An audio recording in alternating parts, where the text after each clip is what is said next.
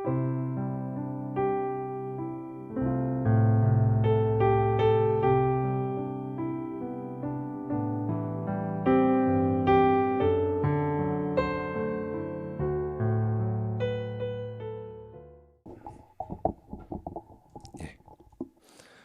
제가 지난번까지는 그 성경에 대한 교리를 다뤘습니다. 계속 시리즈로 성경에 대한 교리를 다루고 있는데 잠시 멈추고 앞으로 몇 주간에 걸쳐서는 이 은혜 언약이라는 주제 아래서 말씀을 좀 나눠볼까 합니다. 그래서 오늘은 첫 번째 시간으로 여러분들께서 방금 읽으신 마르다와 마리아의 이야기를 본문으로 하나님의 은혜 나누도록 하겠습니다. 예. 이 본문 다들 많이 들어보셨을 거예요. 잘 아시는 이야기일 텐데 이 본문은 간략하게 이렇게 이해할 수 있습니다. 문맥을 좀 살펴보면 본문 전에 그 조금 거슬러 올라가 보면 10장 25절에 어떤 율법 교사가 예수님을 시험하려고 이렇게 묻는 장면이 나옵니다. 선생님, 내가 무엇을 하여야 영생을 얻으리까?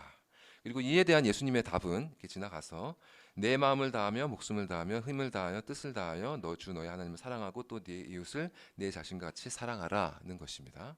그러자 이 사람이 예수님께 그러면 내 이웃은 누구입니까? 이렇게 묻죠. 이때 예수님께서 그 유명한 선한 사마리아인의 비유를 말씀하시는 겁니다. 그 다음에 바로 연결되어서 오늘 본문이 등장합니다.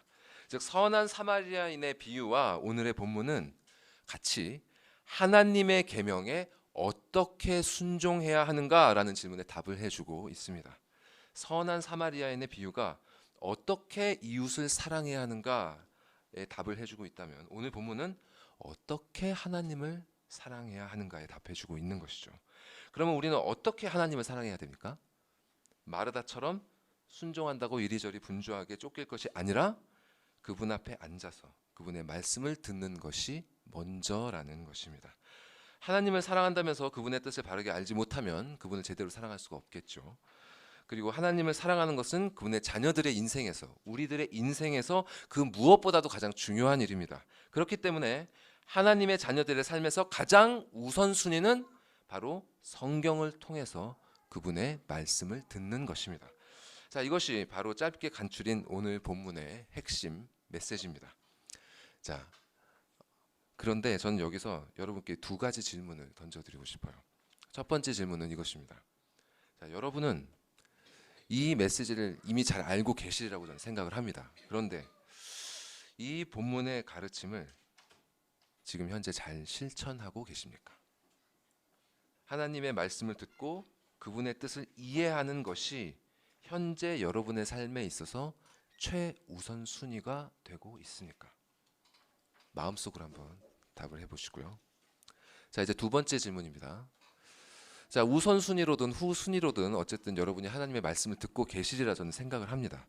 그렇다면 말씀을 들었다면 그 말씀의 기쁨으로 순종해야 한다는 것을 잘 아실 것입니다.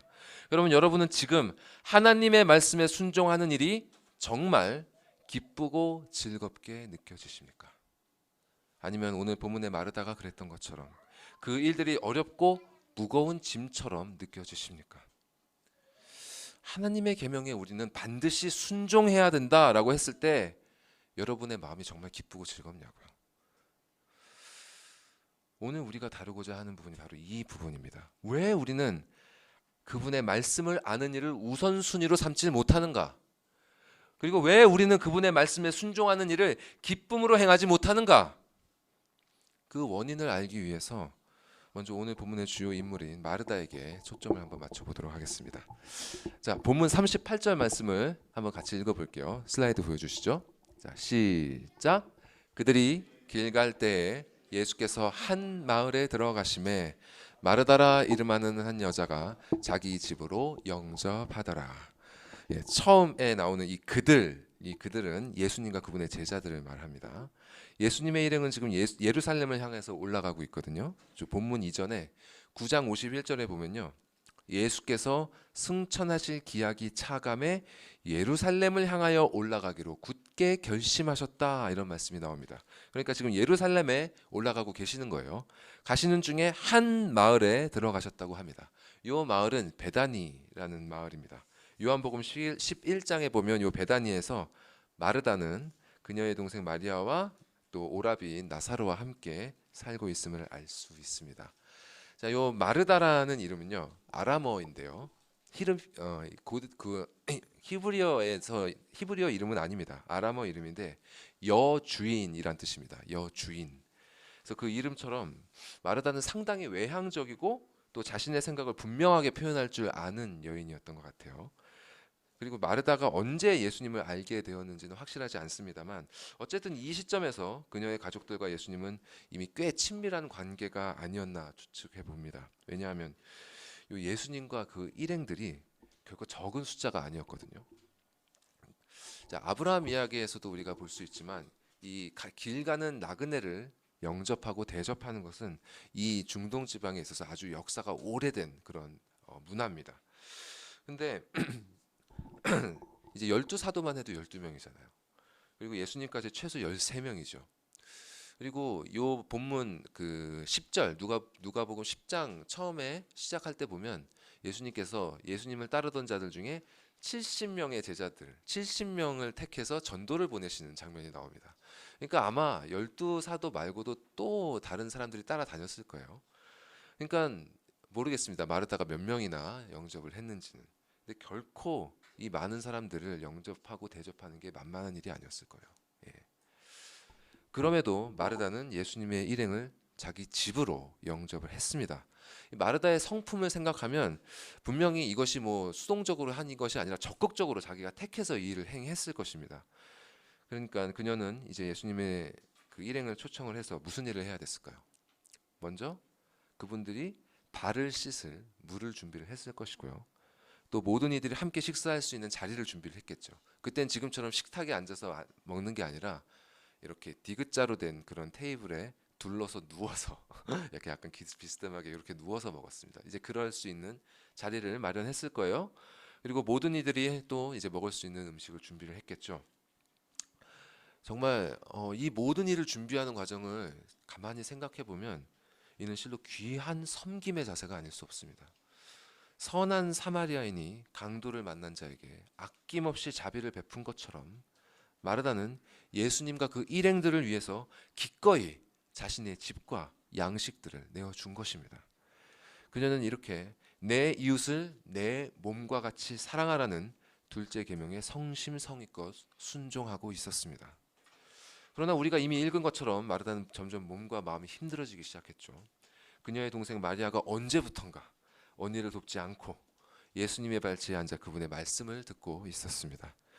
이웃 사랑의 계명에 따르기 위해 게다가 다른 사람도 아니고 이스라엘을 구원하려 오신 메시아일 수도 있는 그 예수님을 대접하기 위해서 자기는 이렇게 애를 쓰고 있는데 저 얄미운 동생은 어느새 쪼르르 달려가 그분 앞에 앉아 있는 것입니다.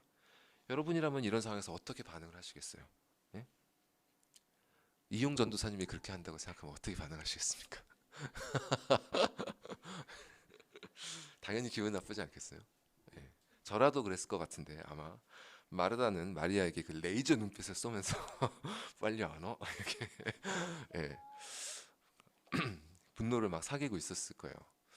예. 아마 마리아가 언니의 눈빛을 봤으면 왔을 텐데 아마 정신 못 차리고 못 보고 있지 않았을까 생각을 해봅니다. 이렇게 마르다는 말씀에 순종하는 삶을 실천하고자 했지만 일이 자신의 뜻대로 흘러가지 않자 마음이 상하게 되었고 결국 분노하고 말았습니다. 이런 일은 실로 모든 사람이 일상 가운데 흔히 겪는 일이죠. 예수를 믿는 사람이든 믿지 않는 사람이든 자기가 예상하고 계획한 대로 일이 돌아가지 않으면 특히 자신의 생각에 정당하지 못한 이유로 일에 문제가 생기면 사람들은 모두 다 마음의 불편함을 겪습니다. 사실 근데요 아주 어린아이가 아니면 어느 누구나 자연스럽게 이 세상을 살면서 모든 일이 자기가 뜻한 대로 돌아가지 않는다는 사실 정도는 알게 됩니다. 그렇지 않아요? 그럼에도 불구하고 어린아이든 또 어른이든 노인이든 누구든지 우리는 우리의 뜻대로 일이 되어가지 않는다는 것을 잘 용납하지 못하고 또 마음이 상하고 짜증을 내고 분노하게 이릅니다. 왜 우리는 이런 사실을 잘 받아들이지 못할까요?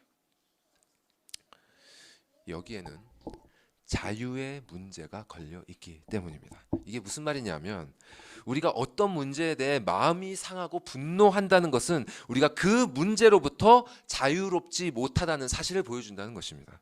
사람마다 마음이 상하는 문제들이 다양할 수 있지만 그 문제들의 이면을 살펴보면 거의 모든 사람들이 한 가지의 법칙으로부터 자유롭지 못하다는 것을 알 수 있습니다. 그것은 바로 내가 행한 대로 보상은 주어져야 한다는 법칙입니다. 내가 행한 대로 보상은 주어져야 한다. 나는 내가 행한 대로 보상을 받을 권리가 있습니다. 나는 나의 자리에서 나의 상황에서 마땅히 받아야 할 대우가 있고 또 정당한 보상을 요구할 권리가 있습니다. 그러나 이것이 이루어지지 않으면 자신의 행위에 따른 정당한 보상을 받지 못했다는 생각에 마음이 불편해지고 또 이것이 계속 해결되지 않으면 분노하기에 이르는 것입니다. 자, 행한 대로 보상을 받아야 된다는 이 법칙은 어디서 왔을까요? 이것은 태초에 하나님께서 인류의 조상인 아담과 맺으신 언약에서 나왔습니다. 이 언약을 가리켜서 기독교 교리는 행위 언약이라고 부릅니다. 행위 언약. 이 언약은 하나님께서 인류의 대표인 아담을 통해 그를 이어서 태어날 모든 사람들과 맺으신 첫 번째 언약입니다. 그 이름에서 알 수 있듯이 행위 언약은 사람이 하나님께서 명하신 바에 순종하는 그 행위에 따라 하나님으로부터 보상을 받는다는 언약입니다. 자, 아담은 생육하고 번성하고 하나님을 대리해서 이 세상 만물을 그분의 뜻에 따라 다스리라는 긍정적인 명령과 이 세상 모든 만물을 감사함으로 누리되 단 한 가지 선악을 알게 하는 나무의 열매는 먹지 말라는 부정적인 명령을 받았습니다. 이 두 가지 명령에 온전히 순종하면 아담을 비롯한 온 인류는 죽음으로부터 영원토록 자유케 되는 영생을 보상으로 받을 것이지만 이 명령에 불순종하면 그와 함께 모든 인류가 영벌에 처해지게 되는 것입니다. 그러나 우리가 모두가 알다시피 아담은 이 명령에 순종하지 못했고 그에 따라서 모든 인류는 이 언약에서 규정된 형벌의 조항에 따라 영원한 죽음의 벌을 받기에 합당한 존재가 되고 말았습니다. 그러나 문제는 아담의 자손들이 여전히 이 행위 언약의 메커니즘을 머릿속에 가지고 태어난다는 사실입니다. 아담의 후손들은 자신들이 이 언약을 지킬 능력을 잃어버렸고 이 언약이 깨어졌음을 받아들이지 못합니다. 지식으로는 이 언약에 대해 알지 못하든 알든 간에 또 하나님을 모르든지 또 알든지 간에 아담의 후손들은 그들이 행한 바에 따라 보상을 받는 것이 당연하고 마땅하다는 의식 안에서 살아갑니다. 그렇기 때문에 그들은 자신이 원하는 바를 얻기 위한 그런 갖가지 행위들로 그들의 삶을 채워가는 것입니다. 이 아담의 후손들이 궁극적으로 원하는 게 뭔지 아십니까? 바로 자유입니다. 자유. 아담은 진실로 자유로운 존재였습니다. 여러분 생각해 보시면 하나님이 창조하신 이 우주에서 실로 아담보다 더 자유로운 존재가 없었습니다. 그러나 그는 그 자유를 누리지 못하고 그 위에 계신 단 한 분, 바로 하나님으로부터도 자유롭기를 원했던 것이죠. 자신이 창조주가 아닌 피조물이요 신의 대리자임을 기억하게 하는 그 단 하나의 재앙마저도 없애버리길 그는 원했던 것입니다. 이러한 그 아비의 본성을 따라서 그의 후손들도 우리 모두 그러한 자유를 추구합니다. 이 말인즉슨 아담의 후손들은 지금 자신이 자유롭지 못하다는 인식 속에서 살아간다는 말입니다. 그리고 이러한 인식은 다양하게 표출되죠. 살아가면서 재정적으로 쪼들리는 이들은 경제적인 자유를 얻기 위한 행위들로 자신의 삶을 채워갑니다. 시간적인 자유를 갈망하는 이들은 하루의 일과를 효과적으로 빨리 끝내기 위해서 애를 씁니다. 어린아이를 키워보신 분들은 아시겠지만 아이들을 빨리 재우고 여가 시간을 갖는 것이 그 시절 부모들의 가장 큰 소망 아닙니까? 그죠? 행위 언약 아래에서 살아가는 사람들은 이렇게 자신들이 원하는 자유를 찾아가는 행위들로 그들의 인생을 다 보내버립니다. 그들에게 인생은 고통이고요. 인생은 부조리합니다. 그렇기 때문에 자신들의 행위로 이 고통과 부조리함을 제거하고 원하는 자유의 보상을 성취하려는 그 방향으로 끊임없이 나아가는 것입니다. 어떤 이들은 자유의 보상을 위해 자신에게 부족한 것을 채우는 방향으로 나갑니다. 지식을 채우고 돈을 채우고 사람을 채우고 시간을 채웁니다. 또 어떤 이들은 자신의 것들을 비우는 방향으로 나갑니다. 나쁜 습관을 버리고 집착을 버리고 헛된 감정을 버리고 잡념을 버리고 이렇게 채우는 방향이든 비우는 방향이든 사람들은 자신들이 지혜롭다고 믿는 바에 따라 자신들만의 율법들을 만들어 나갑니다. 그리고 이 율법들을 실천함으로써 마침내 염원했던 그 자유를 얻기를 꿈꾸는 것입니다.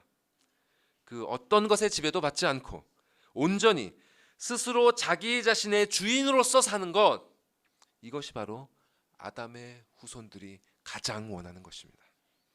삶의 모든 영역에서 자신이 주체가 되는 것, 이것을 얻기 위해 아담의 후손들은 지금도 행위 언약의 길을 걸으면서 살아갑니다. 여러분 어떻습니까? 여러분도 이러한 방식으로 삶을 살고 계시지 않습니까? 모든 영역에서 자기 자신이 주인이 되기까지는 바라지 않더라도 자신과 가족들과 그 밖에 소중한 사람들이 원하는 만큼 자유를 누리도록 하기 위해서 애를 쓰면서 살아가고 계시진 않습니까? 지금도 이러한 관점에서 인생을 바라보며 이러한 행위들로 하루하루를 보내고 계시지 않습니까? 그러나 문제는 이 길 끝에는 아담의 후손들이 원하는 그런 자유 없다는 것입니다. 이 세상에는 지금 어느 정도 우리가 보기에는 그런 자유를 누리면서 살아가는 사람들이 있죠. 어느 정도 경제적 자유를 누리는 사람들이 있고, 또 몸이 건강해서 육체적인 자유를 누리는 사람들이 있고, 또 신분과 권위를 가지고 남들보다 더 큰 사회적인 자유를 누리는 사람들이 있습니다. 그런데 그것은 진짜 자유일까? 성경은 세상이 추구하는 그런 자유는 진정한 자유가 아니라고 말합니다. 그러한 것들은 쉽사리 흔들리고 무너져버리는 모래 위에 지은 집과 같은 것입니다. 삶의 풍파가 닥쳐서 그 집을 지탱하는 기둥 한두 개만 손상되면 금방 무너져버리는 그런 것에 불과합니다. 돈을 잃으면, 사람을 잃으면, 생명을 잃으면 결국 그런 자유는 사라져버리고 마는 것입니다. 게다가 결정적으로 아담의 모든 후손들은 죄로부터 자유롭지 못합니다. 그 어떤 지식이나 지혜도, 또 그 어떤 영성도 자신의 죄를 고발하는 양심의 고소로부터 사람을 자유롭게 해주지 못합니다. 결국 그 누구도 자신의 죄로 인해 하나님께서 선언하신 죽음이라는 결과로부터 자유롭지 못하다는 것입니다. 그래서 이 세상에서 남 부러울 것 없이 살았던, 또 모든 것을 원하는 대로 얻고 성취했던 솔로몬이 그 인생의 말년에 인생의 허무함을 고백하지 않을 수 없었던 것입니다. 헛되도다. 사실 우리 모두 이 사실을 알고 있습니다. 지금 하고 있는 행위와 그것들을 통해 얻어내는 그 보상들은 결국 썩어지고 잊혀져 버릴 것이라는 사실 우리 모두 알고 있습니다. 우리가 추구하는 자유, 한낱 한낱의 신기루와 같이 사라져 버릴 것이라는 것 알고 있지 않습니까? 그럼에도 불구하고 사람은 행위를 통해서 보상을 얻어내려는 그 메커니즘에서 벗어나지 못합니다. 왜냐하면 이것만이 아담의 후손들이 알고 있는 유일한 삶의 방법이기 때문입니다. 그들이 자유를 얻을 수 있는 유일한 방식이 바로 이 길이라고 생각하기 때문입니다. 그러나 성경은 말합니다. 이런 방식으로는 결코 자유를 얻을 수 없다고. 율법을 쫓는 행위 언약의 길은 결국 죄와 사망에 이를 수밖에 없음을 성경은 분명히 증거하고 있습니다. 율법으로는 의롭다 하심을 얻을 수 없으며, 율법으로는 죄를 깨달을 수밖에 없고, 율법은 우리 안에 죄의 정욕이 역사하게 하여서 우리로 사망에 이르게 한다고. 아담의 범죄로 인해 이미 행위 언약으로 구원에 이르는 길은 닫혔습니다. 행위 언약의 길은 오직 우리를 하나님의 심판으로 이끌 뿐인 것입니다. 그리스도인이 구원을 받았다는 것은 바로 이 행위 언약의 굴레로부터, 그 행위 언약의 쳇바퀴로부터 자유함을 얻었다는 것입니다. 그리스도를 믿는 자, 그분 안에 거하는 자, 그분과 연합한 자는 더 이상 행위 언약 아래 살지 않고 은혜 언약, 즉 생명의 성령의 법 아래에서 사는 것입니다. 자, 로마서 8장 1절과 2절을 함께 읽도록 하겠습니다. 보여주시죠. 함께 읽겠습니다. 시작. 그러므로 이제 그리스도 예수 안에 있는 자에게는 결코 정죄함이 없나니 이는 그리스도 예수 안에 있는 생명의 성령의 법이 죄와 사망의 법에서 너를 해방하였음이라. 그러므로 여러분이 참된 그리스도인이라면 이제 행위 언약이 아니라 은혜 언약 아래에서 사셔야 합니다.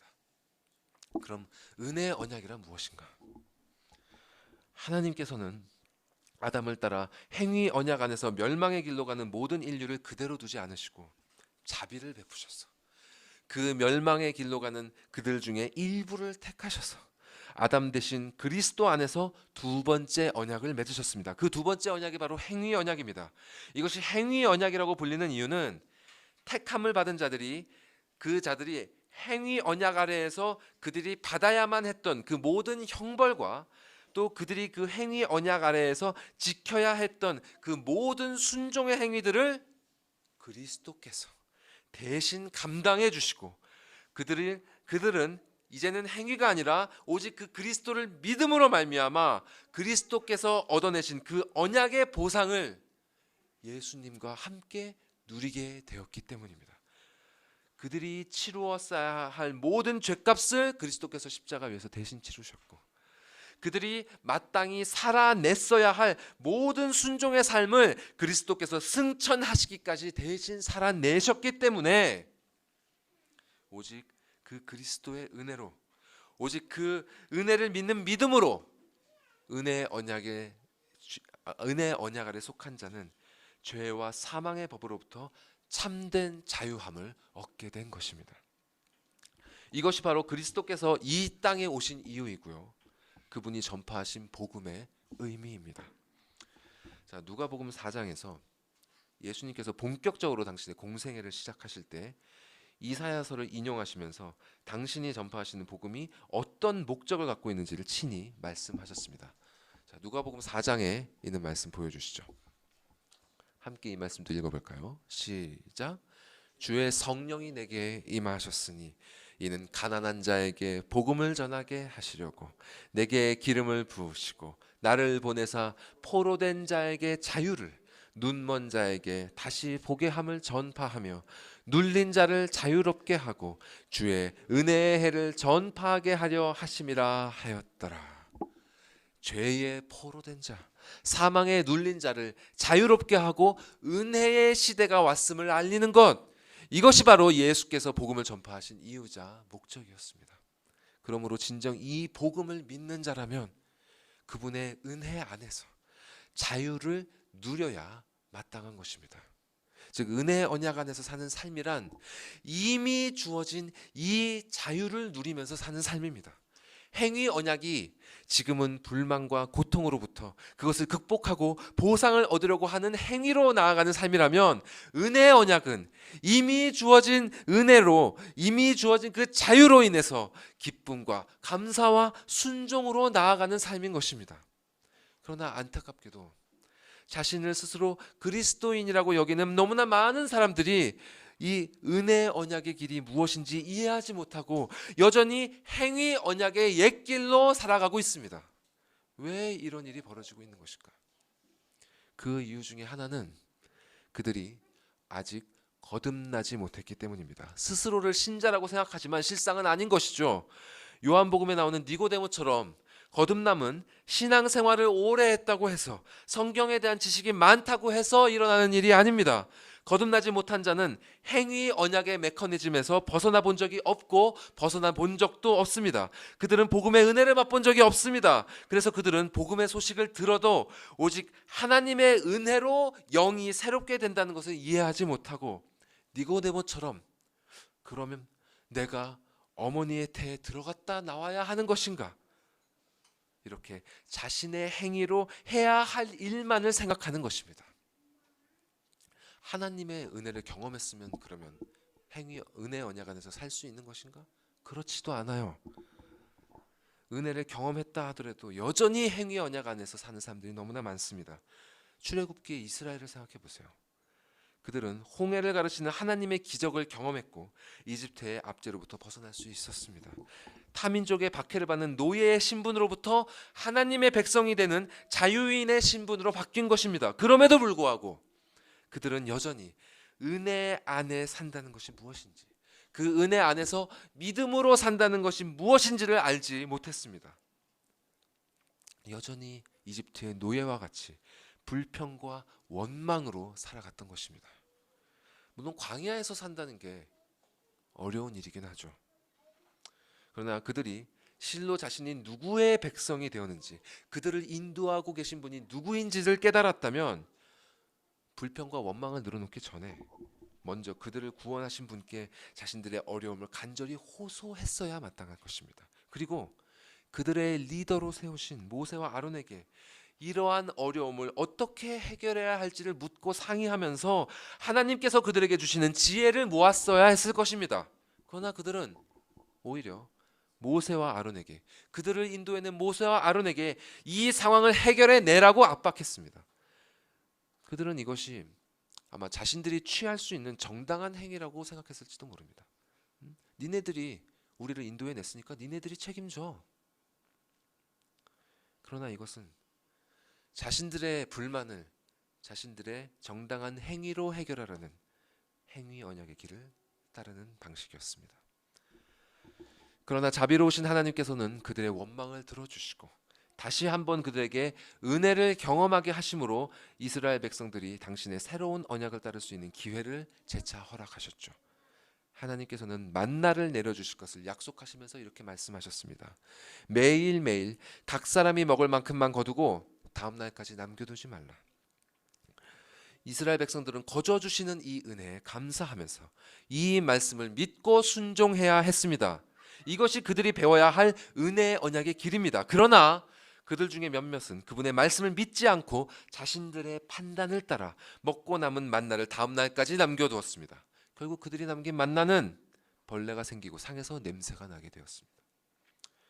또 하나님께서는 만나를 계속 내려주시는데 여섯째 날에는 다음 날 안식일에 먹을 것까지 이틀치를 거두고 안식일에는 거두러 나가지 말라고 하셨습니다. 그렇지만 그들 중 몇몇은 또 이 말씀을 믿지 않고 안식일에도 만나를 거두러 돌아다녔습니다. 이렇게 매일매일 은혜를 경험함에도 불구하고 감사하지 못하고 자신들의 판단을 따라 불편을 해소하기 위해 혹은 더욱 이득을 취하기 위해 행위에 매달리면서 사는 삶, 이런 삶을 사는 사람들이 교회 안에 얼마나 많습니까? 오늘 본문의 마르다가 바로 지금 그러한 상태에 놓여 있는 것입니다. 마르다는 예수님과 그분의 제자들을 섬기고자 하는 선한 의도로 이 일을 시작했지만 예수님의 발치에 앉아있는 동생 마리아로 인해서 혼자 모든 일을 분주하게 처리하게 되는 그 상황을 맞게 되면서 기쁨과 감사가 사라지고 불평과 불만이 점점 차오르게 되었습니다. 그러다 마침내 이 불평을 해결하기 위해서 마치 광야에서 이스라엘 백성들이 모세와 아론에게 요구했던 것처럼 마르다는 말씀하고 계시는 예수님께 나아가 이렇게 말한 것입니다. 누가복음 10장 다음 슬라이드 보여주십시오. 40절 말씀 제가 읽어보겠습니다. 마르다가 예수께 나아가 이르되 주여, 내 동생이 나 혼자 일하게 두는 것을 생각하지 아니하시나이까? 그를 명하사 나를 도와주라 하소서. 행위 언약의 길을 따라가는 사람들은 다른 사람들에 대해서도 행위 언약의 기준에 따라 판단합니다. 그 사람들이 마땅히 행할 바를 했으면 인정하고 그렇지 않으면 인정하지 않습니다. 마르다가 보기에 마리아는 그녀가 행해야 할 바를 행하지 않고 있으므로 책망을 받아 마땅한 것입니다. 이 사람들은 하나님께 은혜를 구하지만 다른 사람들에게는 은혜를 베풀지 않습니다. 이들은 하나님께 큰 빚을 탕감받는 은혜를 누렸음에도 불구하고 자신의 빚을 갚지 못하고 있는 사람들에 대해서는 은혜를 베풀지 못합니다. 자신의 눈에 있는 들보는 보지 못하고 타인의 눈에 있는 작은 티는 빼내라고 지적하고 있는 것입니다. 다른 사람들을 향한 이런 지적과 판단의 화살은 결국 하나님께로 나아갑니다. 모세와 아론을 향한 이스라엘 백성들의 원망이 결국 하나님을 향한 것처럼 동생 마리아에 대한 마르다의 불만은 결국 예수님에게로 향하고 있습니다. 우리는 본문에서 그녀가 심지어 예수님을 가르치듯이 말하고 있다는 것을 보게 됩니다. 만일 여러분이 가정이든 직장이든 어디든 간에 누군가에 대해서 불만을 가지고 있다면 그 불만은 결국 그 사람을 여러분의 삶에 허락하신 하나님께로 향한다는 사실 기억하십시오. 선악과를 먹은 후에 하나님 앞에 선 아담은 당신이 주셔서 나와 함께 있게 하신 그 여자가 나에게 그 열매를 주었습니다 라고 항변했습니다. 그를 이어서 하와는 뱀이 당신께서 창조하시고 이 동산 안에 놔두셨던 그 뱀이 나를 유혹해서 그 열매를 먹게 되었습니다 라고 했습니다. 하나님을 향한 이런 원망의 결과는 자유를 잃고 죄와 사망의 종이 되는 것입니다. 즉 자신이 처한 상황에 불평하고 자신과 함께하는 사람에게 불평하고 자신에게 이 모든 것을 허락하신 하나님께 불평하는 사람은 결국 하나님의 은혜 안에서만 누릴 수 있는 참 자유를 잃어버리게 되는 것입니다. 은혜를 경험한 신자를 할지라도 행위 언약의 시선으로 삶을 바라보고 행위 언약의 생각으로 삶을 판단하게 될 때 하나님의 자녀로서 마땅히 누려야 할 자유를 상실하게 되고 마는 것입니다.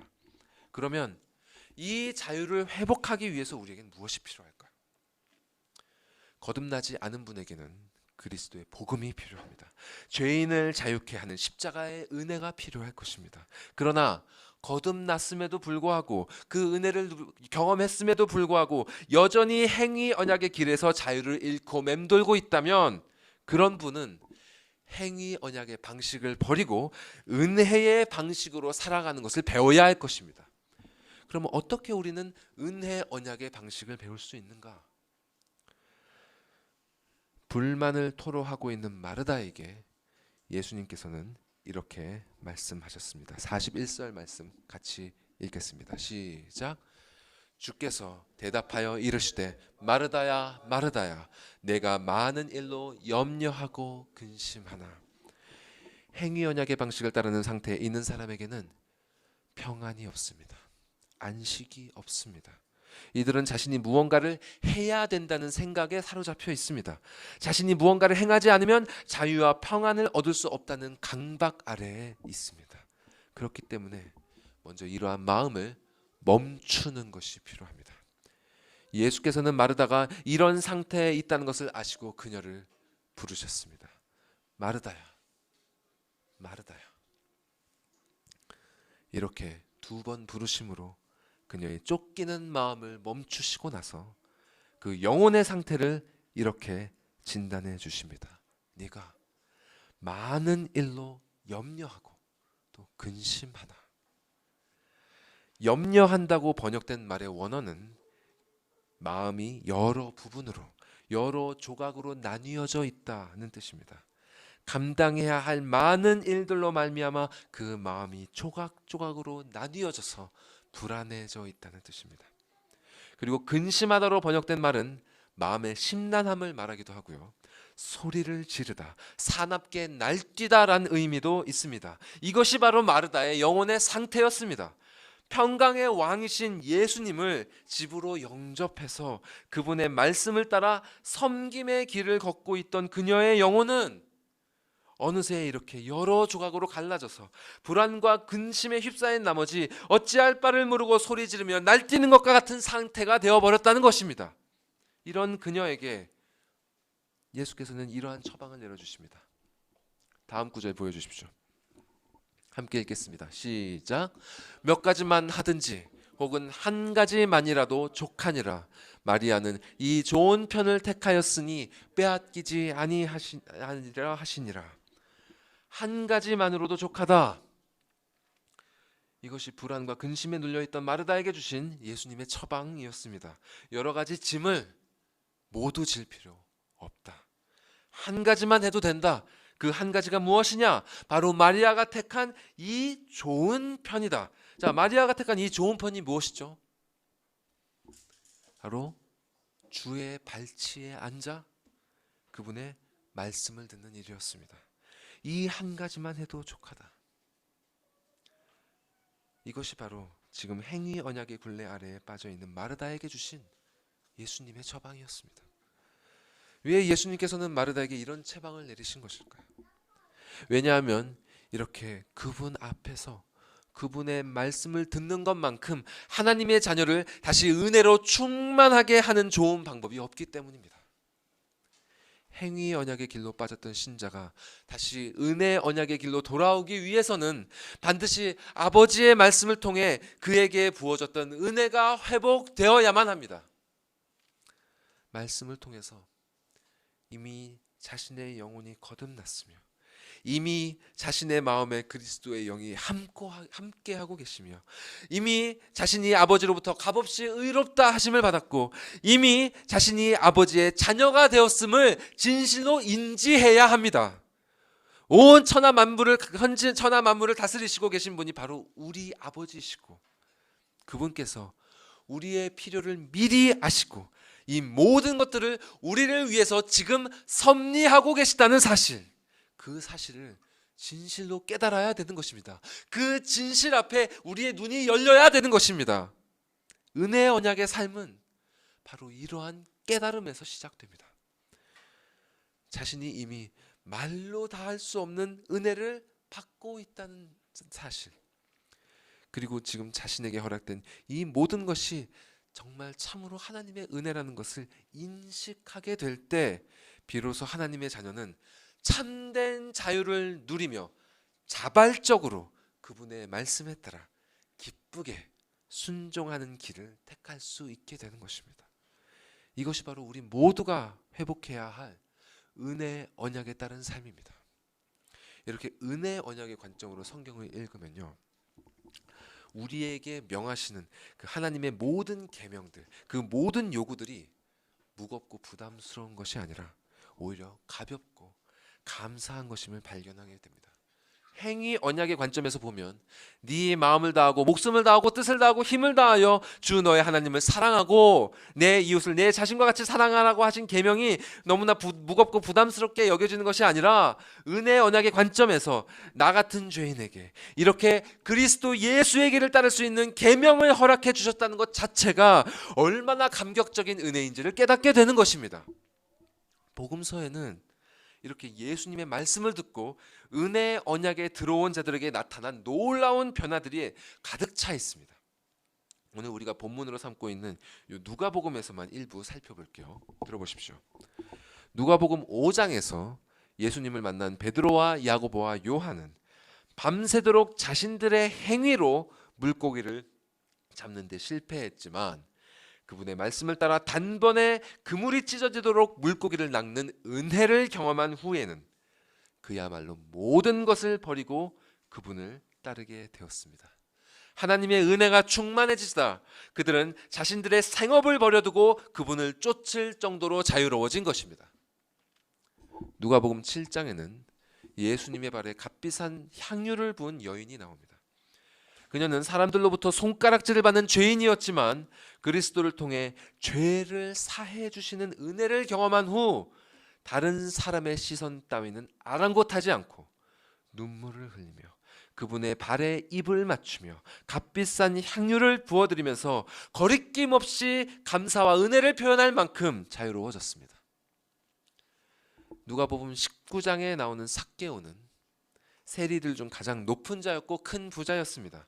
당시 세리들은 로마 정부를 위해 일하면서 같은 유대인 동족들을 속이고 정해진 것 이상의 세금을 착복하면서 부를 쌓는 것으로 악명이 높았습니다. 삭개오는 그런 자들 중에 우두머리였으니 더 말할 나위가 없었을 것입니다. 그랬던 그가 예수님을 만난 후 그분께 이렇게 고백합니다. 주여 보시옵소서.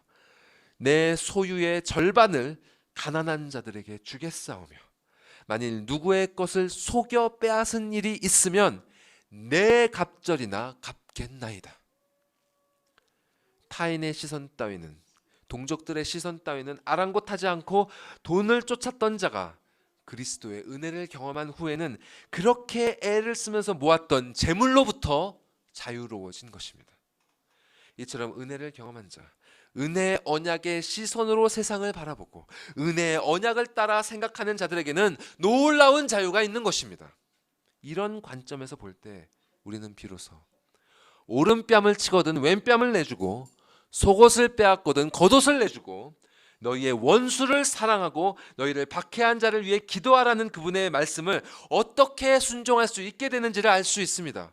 이런 말씀을 순종하는 것은 우리가 오랜 기간 신앙생활을 하면서 기도하고 말씀을 공부하고 또 특정한 훈련을 거치면서 어떤 영적인 경지에 올라야 하는 것이 아니라 방금 우리가 보았던 것처럼 그저 그분께서 우리에게 이미 베풀어 주신 그 은혜의 실체를 깨닫게 될 때 가능해지는 것입니다.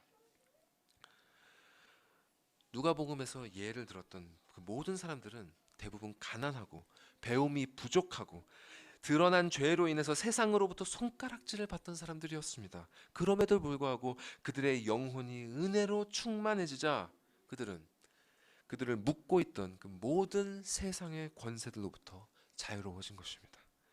여기에 더해서 그들은 그들에게 주어진 이 자유를 가지고 다른 것을 선택하지 않았습니다. 그들이 선택한 것은 바로 오직 그리스도였습니다. 이 선택이 바로 오늘 본문에서 마리아가 했던 그 선택입니다. 이러한 선택을 할 수 있었던 것은 바로 성경이 말하는 참된 자유가 말하는 것이 바로 이러한 선택을 할 수 있는 능력이기 때문입니다. 성경이 말하는 자유는 그저 내가 나의 뜻에 따라 아무거나 뜻하는 대로 선택할 수 있는 그런 것이 아니라 하나님의 뜻에 따라 선한 것을 선택할 수 있는 능력을 가리켜서 성경은 자유라고 말합니다. 행위 언약을 통해 사람들은 모든 영역에서 자신이 주체가 되는 자유를 얻기를 원하지만 실상 그러한 자유가 주어졌을 때 그들이 택하게 되는 것은 죄악밖에 없습니다. 왜냐하면 그들은 자신들이 주체가 되지 못하게 하시는 선하신 하나님을 미워하고 대신 그들이 즐기고자 하는 죄를 사랑하기 때문입니다.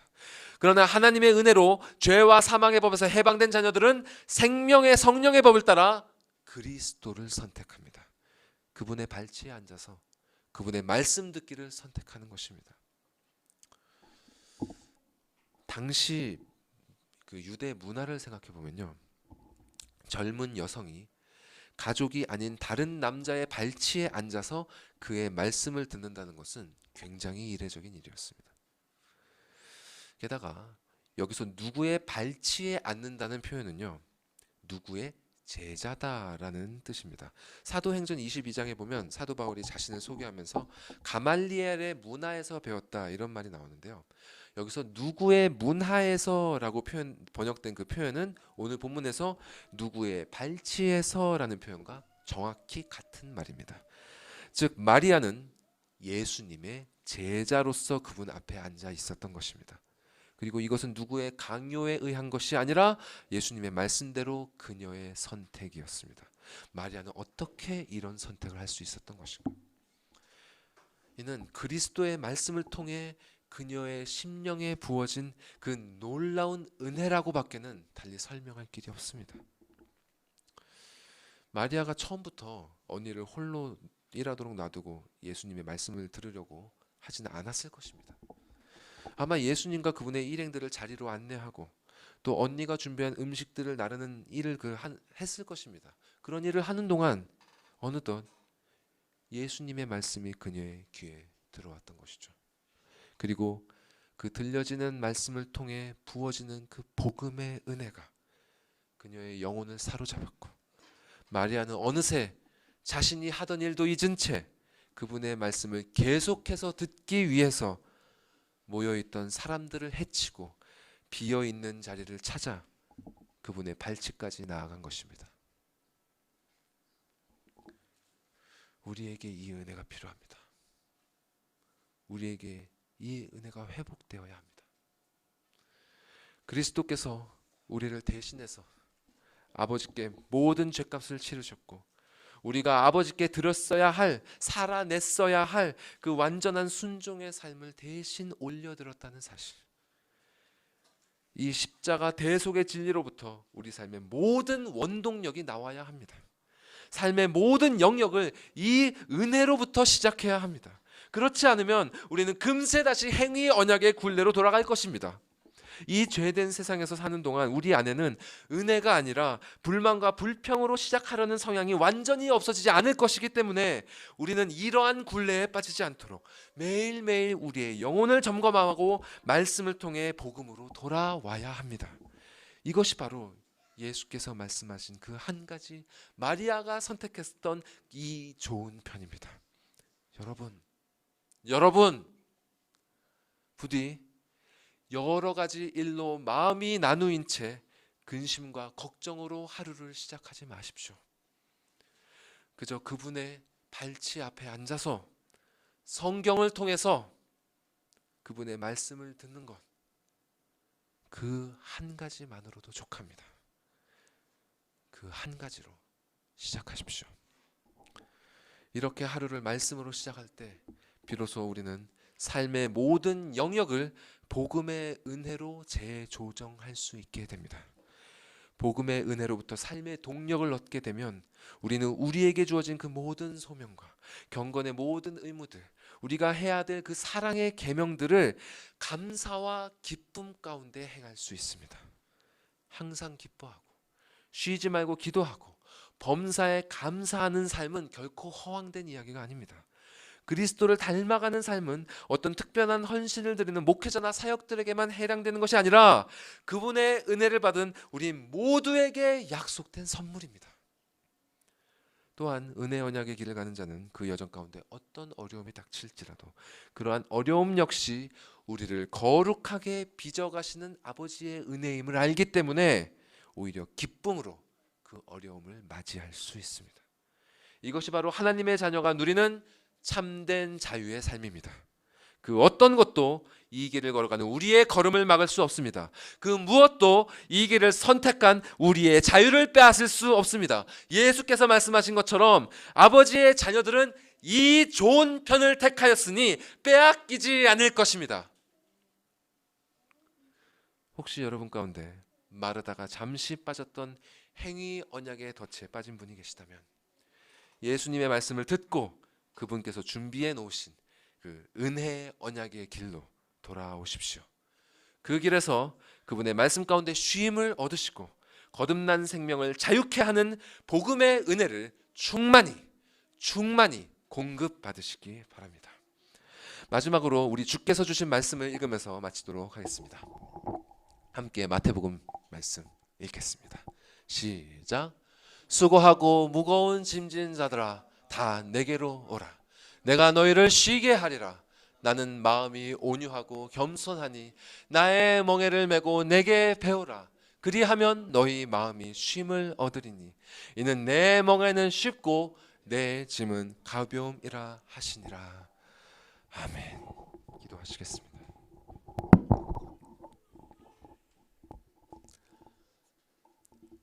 이 보잘것없는 자들에게 사랑과 은혜를 충만히 부어주시는 아버지 하나님, 감사드리옵나이다.